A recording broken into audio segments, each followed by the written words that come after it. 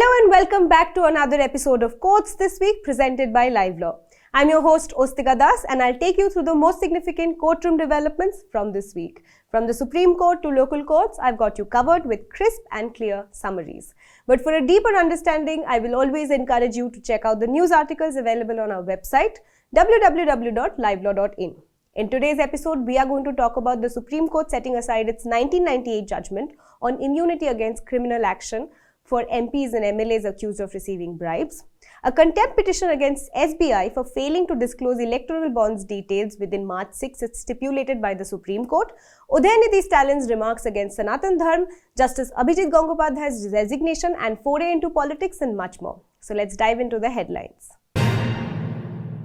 This week, a landmark judgment was delivered by a 7-judge bench of the Supreme Court regarding the immunity of MPs and MLAs against criminal prosecution on bribery charges. The court unanimously overturned the 1998 P.V. Narasimha Rao judgment, holding that MPs and MLAs cannot claim immunity under the Constitution for receiving a bribe in contemplation of a vote or speech in the legislature. Parliamentary privileges under Articles 105 and 194 of the Constitution grant MPs and MLAs special rights and protections, including freedom of speech and debate in the Parliament or legislature without fear of being sued or prosecuted for what they say. In the previous P.V. Narasimha judgment, a 5-judge bench had held that legislators do enjoy immunity from prosecution in cases of bribery related to parliamentary votes and speeches. However, it was added that this immunity would only apply if the legislators carried out the act that they took the bribe for. The case at hand involves Sita Soren, a member of the Jharkhand Mukti Morcha, accused of accepting a bribe for voting in favor of a particular candidate in the 2012 Rajya Sabha elections. A charge sheet was filed by the CBI and Soren challenged it in the Jharkhand High Court, claiming immunity under the Constitution. The High Court dismissed the petition, leading to this appeal before the Supreme Court. The Supreme Court, in its verdict, has now emphasized that Articles 105 and 194 aim to create a space for open discussion and decision-making within the legislature, which is compromised when members are influenced by bribery.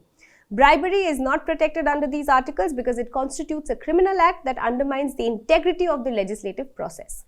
The court further clarified that the offence of bribery under the Prevention of Corruption Act is complete when the illegal gratification is taken, regardless of whether the legislator later votes or speaks in the House as per the bribe.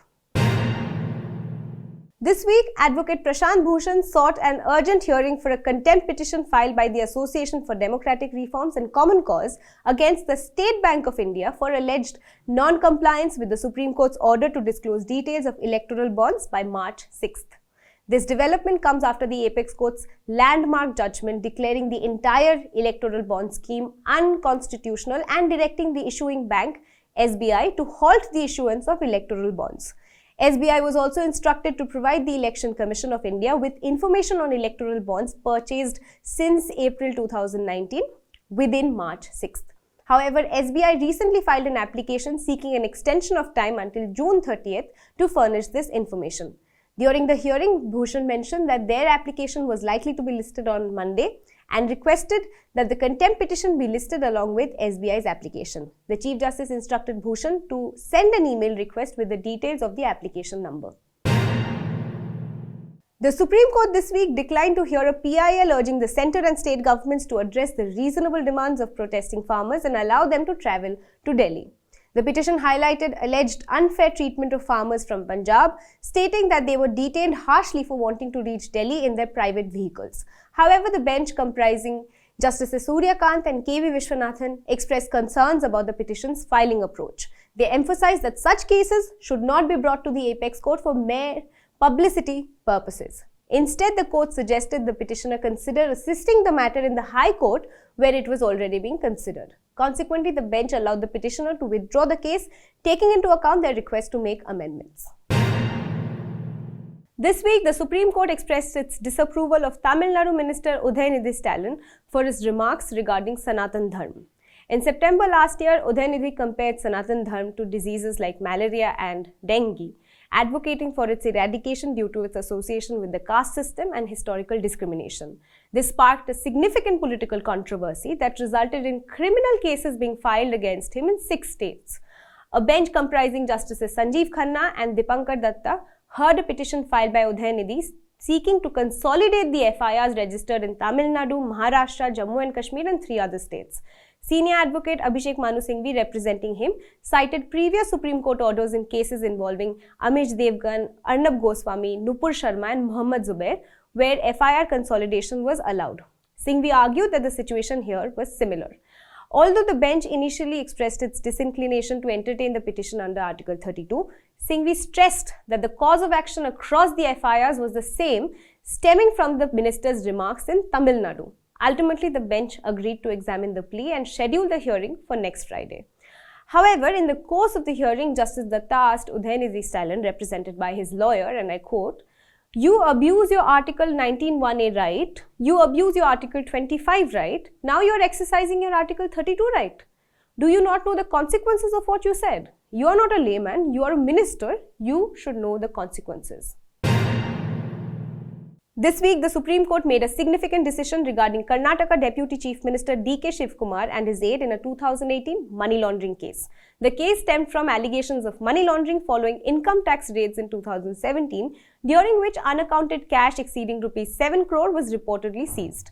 The Enforcement Directorate issued summonses to them under the Prevention of Money Laundering Act. In 2019, the Karnataka High Court dismissed a petition by Shivkumar and others upholding the central agency's summonses.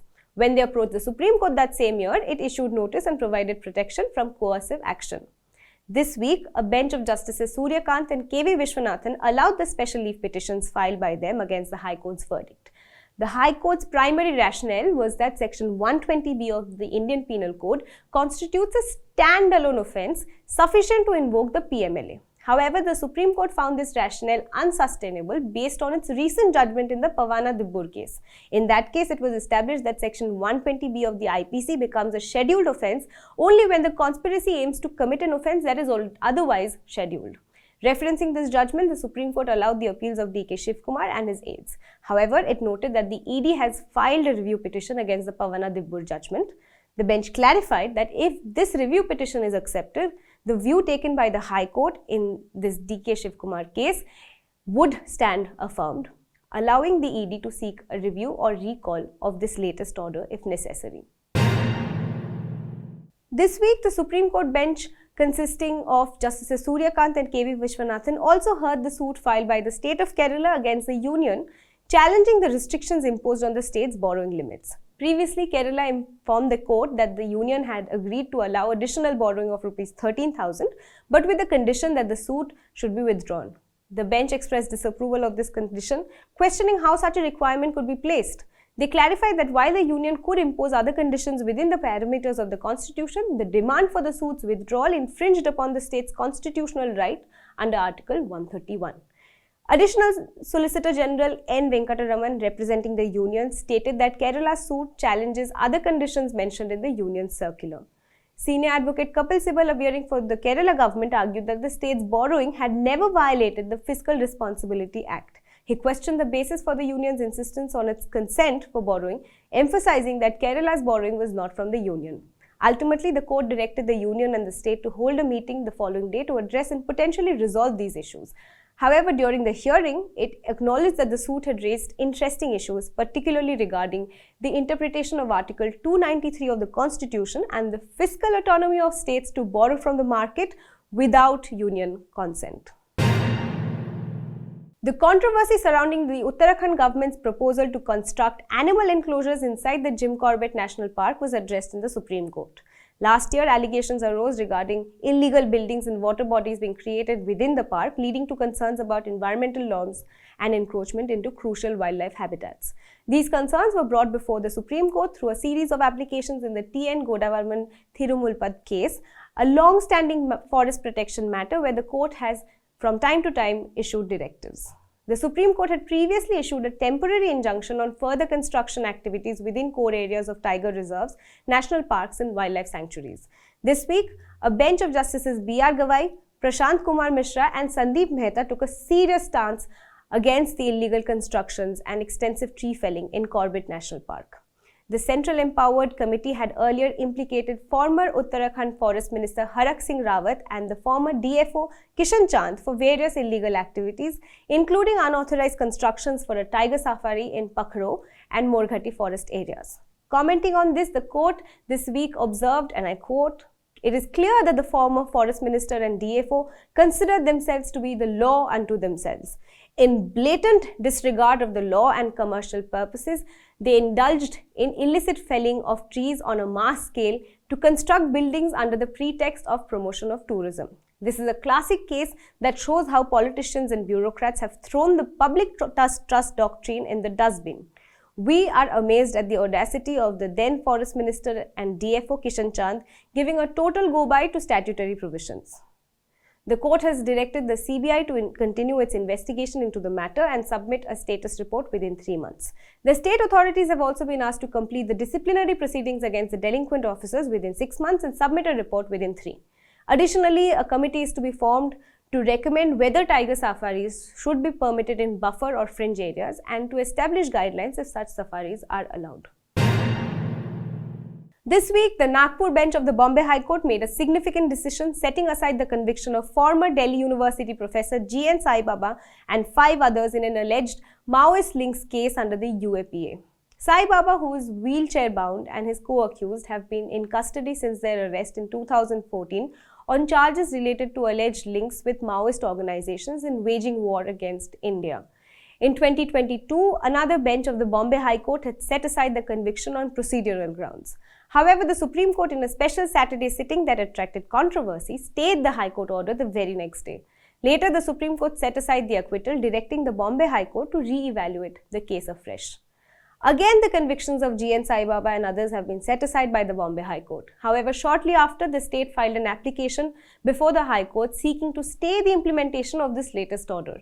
The High Court, however, rejected this application. Now, the state of Maharashtra has challenged the Bombay High Court verdict in the Supreme Court.